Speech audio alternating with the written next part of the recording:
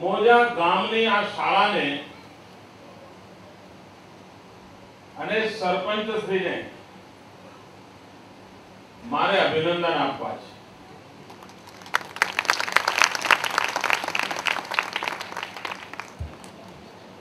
ગામ આટલું નાનકડું છે, પરંતુ શિક્ષણની બાબતમાં અહીંના આચાર્યોએ, અહીંના શિક્ષકોએ જે જાગૃતિ બતાવી છે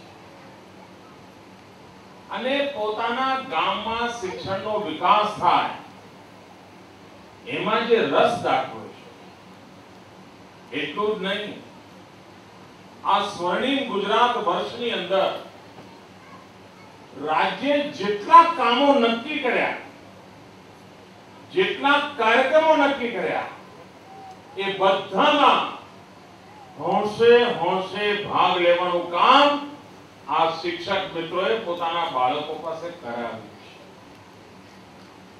આ નાની બાબત નથી મિત્રો। શાળાના આવા આદિવાસી વિસ્તાર પટ્ટામાં પણ એક જાગૃત ટીમ હોય તો કેટલું ઉત્તમ પરિણામ લાવી શકે છે એ આપણે અહીંયા જોઈએ છીએ।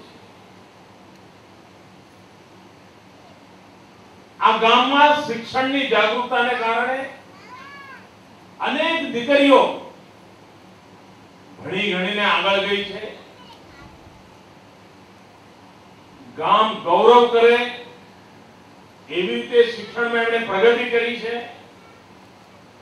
અને જે પણ પોતાના ગામના સંતાનો ભણીને આગળ ગયેલા જુએ એટલે દરેક મા બાપને ઈચ્છા થાય કે ભાઈ આ મુસીબતોમાંથી બહાર આવવું હોય તો એક જ ઉપાય છે, શિક્ષણ। બાળકોને શિક્ષણ આપીએ, શિક્ષણમાં રુચિ લઈએ અને શિક્ષણને જ ક્ષેત્રે જો પ્રગતિ કરીએ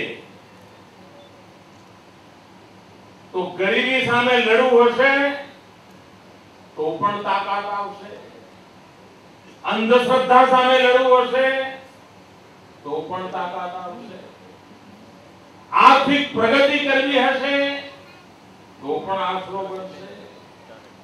અને તેથી આ રાજ્ય સરકારે શિક્ષણને એક મહત્વનું કામ માન્યું છે। જો ભૂતકાળમાં દેશ આઝાદ થયો ત્યારથી જ બધી જ સરકારોએ આ દેશમાં શિક્ષણને સર્વોત્કૃષ્ટ પ્રાથમિકતા આપી હોત, કોઈ બાળક અશિક્ષિત ન રહે એના માટેનું અભિયાન ઉપાડ્યું હોત તો આજે દુનિયાની અંદર હિન્દુસ્તાન અવ્વલ નંબરે હોત, ભાઈઓ બહેનો પહેલા નંબરે ઉભો હોત। આપણા પછી જે દેશો આઝાદ થયા, ભારતની આઝાદી પછી નાના નાના ટાબરિયા જેવડા દેશ એ આઝાદ થયા, પણ શિક્ષણમાં ક્રાંતિ લાવવાના કારણે આજે દુનિયાના સુખી સમૃદ્ધ દેશ બની ગયા। આપણે તો એવું ઠાગાઠૈયા કર્યા, એવા ઢીલી ઢાલી નીતિઓ અપનાવી કે જેના કારણે ભણીને શું થશે એવી માનસિકતા બની। ગયે વખતે કન્યા કેળવણી માટે હું દ્વારકા બાજુ ગયો હતો, દ્વારકા બાજુ, અને દ્વારકા બાજુ ગયો, મોટી સંખ્યામાં બહેનો આવી હતી, જેમ આજે પણ અહીંયા ખૂબ મોટી સંખ્યામાં બહેનો આવી છે। તો ત્યાં મેં પૂછ્યું કે આ બધી બહેનોમાં તમારામાં ભણેલી બહેનો કેટલી છે, જે ભણી છે, વાંચતા લખતા આવડે છે એવી બહેનો કેટલી છે? જેવો મેં આ પ્રશ્ન પૂછ્યો બધી બહેનો શરમાઈ ગઈ, એમની આંખો ઝૂકી ગઈ, મારી સામે જોવા જ તૈયાર નહીં। કામ બધાને શરમ આવતી હતી કે આપણે ભણ્યા નથી, બધાને નીચું જોવાનું થયું.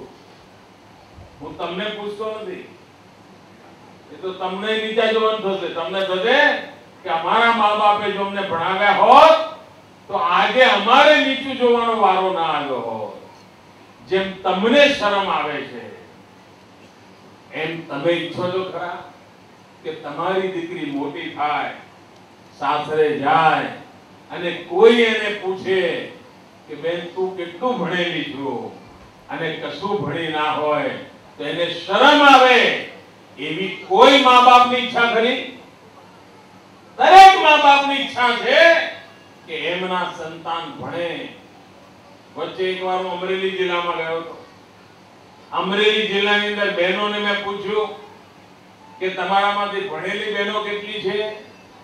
તો મારા માટે આશ્ચર્ય થયું. 75-80 વર્ષની ઉંમરની કેટલીક બહેનો હતી, એમાં માતાઓ હતી. એમણે કહ્યું હા અમે ભણેલા છીએ. અને મેં જોયું કે 40 વર્ષની ઉંમરની 50 વર્ષની ઉંમરની બહેનો અભણ હતી. મેં કહ્યું આવું કેવું? 80 વર્ષના માજી ભણેલા છે, 85 વર્ષના માજી ભણેલા છે, 90 વર્ષના માજી ભણેલા છે, પરંતુ 35 વર્ષની બેન ભણેલી નથી, 40 વર્ષની બેન ભણેલી નથી, 45 વર્ષની ઉંમરની બેન ભણેલી નથી. આવું કેવું? એક માજીએ કહ્યું કે ભાઈ એનું કારણ છે, કારણ કે અમે જ્યારે જન્મ્યા ત્યારે અહીંયા ગાયકવાડી રાજ હતું, અને ગાયકવાડી રાજમાં જો દીકરીને ન ભણાવે તો 1 પૈસાનો દંડ થતો હતો. એના કારણે અમારા મા બાપે અમને ભણાવી, પરંતુ ત્યાર પછી ગાયકવાડી રાજ ગયું અને એવા લોકોનું રાજ આવ્યું કે જેના કારણે આ 40 વર્ષ 45 વર્ષ વાળા અભણ રહી ગયા. ભાઈઓ બહેનો, મારે આ કલંક મિટાવવો છે. આપણા ગુજરાતની અંદર ઘેર ઘેર શિક્ષણ હોવું જોઈએ. હું જ્યારે કન્યા કેળવણીનો મેં આરંભ કર્યો હતો અને કન્યા કેળવણી માટે જહેમત ઉઠાવી હતી, ત્યારે હું સૌથી પહેલા ડેડિયાપાડા તાલુકામાં આવ્યો. 3 દિવસ ડેડિયાપાડા તાલુકાના જંગલોમાં રહ્યો હતો, આદિવાસીઓની વચ્ચે રહ્યો.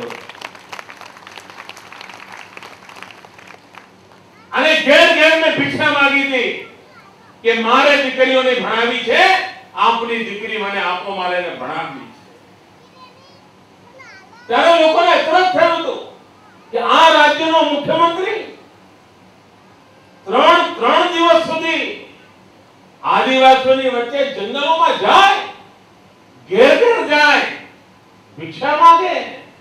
ત્યારે કેટલાક લોકોને થયું હતું આ તો એક વાર આયા છે, બીજી વાર દેખાશે નહીં. રાજકારણમાં જેવું ચાલ્યા કરતું ને, ગમે તેવી વાતો ચાલે ને, છપાયેલી ખરી ટીવી પર બી બતાવે, ચાલ્યા કરતું. પણ એ બધાએ જોઈને અચરજ થયું કે આજે 10 વર્ષ થઈ ગયા. દર વર્ષે ઉનાળામાં ગમે તેટલો ધોમધખતો તાપ હોય, આખી સરકાર ગામડે જાય છે, આદિવાસી વિસ્તારોમાં જાય છે, ગરીબના ઘર સુધી જાય છે, અને બાળકોને નિશાળે જવાનું અભિયાન અમે છોડવા માંગતા નથી. અમારે ગુજરાતની આવતી કાળ ઘડવી છે. ભૂતકાળમાં જે નેતાઓ હતા એ નેતાઓને બાળકોમાં રસ જ નહોતો, કારણ બાળક પાસે મતાધિકાર હોતો નથી, અને મત ન હોય ત્યાં નેતા જાય જ નહીં. એની મજા શું આવે? મળે શું? 18 વર્ષથી ઉપરના હોય, મત આપવાનો હોય તો નેતા આવે, ચૂંટણીના દાખલા વાગતા હોય તો નેતા આવે. ભાઈઓ બહેનો, અમને ખુરશીની ચિંતા નથી, અમને તો ગરીબની ખુશીની ચિંતા છે. એટલે આ નાના નાના ભૂલકા માટે કાંઈ